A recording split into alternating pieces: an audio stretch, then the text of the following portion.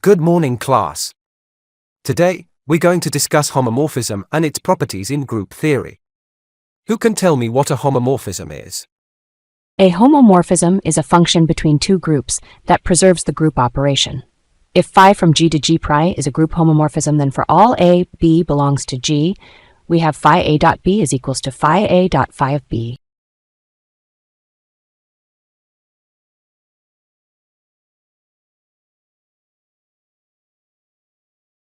Can you give me an example of a homomorphism?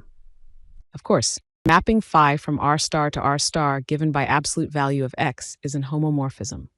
First note that R star is a group of non-zero real numbers under multiplication with identity as 1.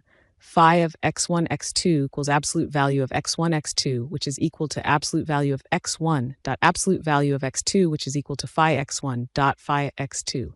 So it preserves group operation. Also note that identity 1 is mapped to 1 itself. This is not by chance. Also, its range is set of all positive real numbers R plus, that is 0 to infinity, which is a subgroup of R star. Range of a homomorphism comes out to be subgroup of codomain group. Also, phi is neither 1 nor onto, since phi minus 1 is same as phi 1, which is equal to 1.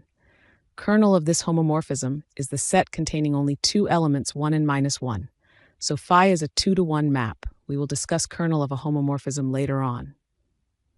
Now, let's delve into the properties of elements under a homomorphism. Can anyone tell me what happens to the identity element under a homomorphism? If phi is a homomorphism from G to G dash, then the identity element of the group G maps to the identity element of the group G dash. That is, if E is the identity in G and E dash is the identity in G dash, then phi E is equals to E dash.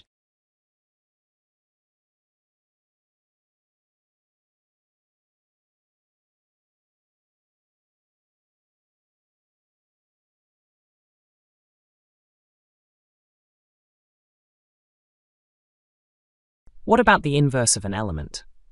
What happens under a homomorphism? If G belongs to G and phi from G to G dash is a homomorphism, then phi G inverse is equal to inverse of phi G.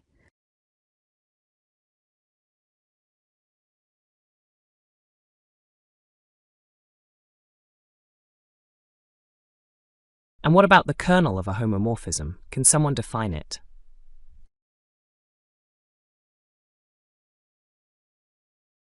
Kernel of a homomorphism phi from G to G dash is the set of elements in G that map to the identity element in G dash.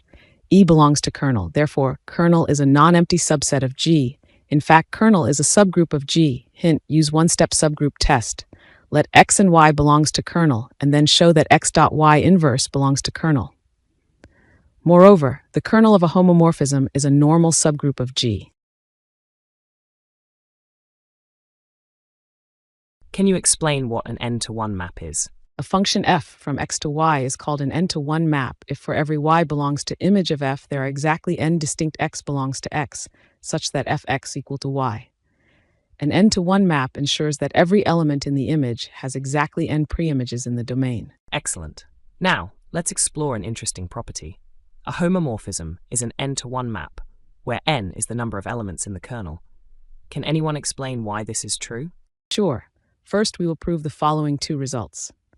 If phi is a homomorphism from a group G to a group G dash, then phi A equal to phi of B if and only if A kernel phi is equals to B kernel phi. And second result is, if G dash is in range of homomorphism, that is phi of G is equals to G dash, then the set consists of all elements in G that map to G dash is equals to G kernel phi.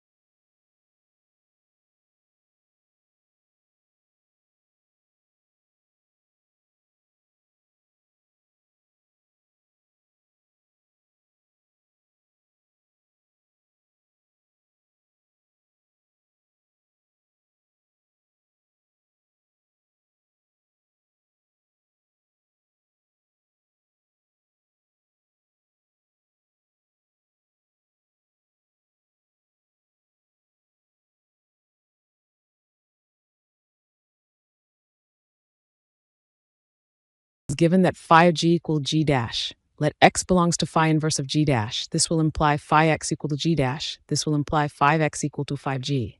Thus x kernel phi is equals to g kernel phi. Since x belongs to x kernel phi, x belongs to g kernel phi. So first inclusion is done.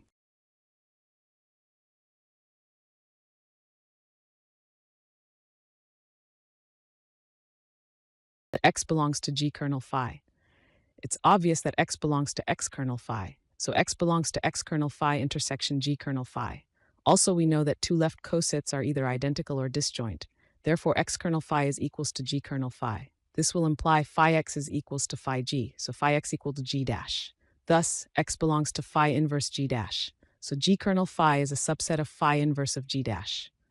From this we can say phi inverse g dash is equals to g kernel phi. Also, we already know that any left cosets of kernel has the same number of elements as that of kernel. If g dash has a preimage in G, then phi inverse of g dash is equal to g kernel phi, and number of elements in g kernel phi is same as number of elements in kernel phi. So number of elements which maps to g dash is n, where n is the number of elements in kernel phi. So exactly n different elements in G are mapped to g dash. So phi is an n-to-1 map, where n is the number of elements in kernel of a homomorphism. If the order of G is finite, and the kernel of phi has n elements, can we say directly that the number of elements in the range of the homomorphism is m by n, where m is the order of G?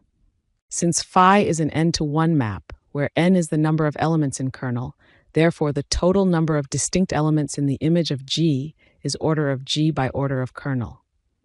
I have a question about the relationship between the order of an element and its image under a homomorphism. If order of G is finite, then order of phi g divides order of G. Is this statement correct? Yes, this statement is correct.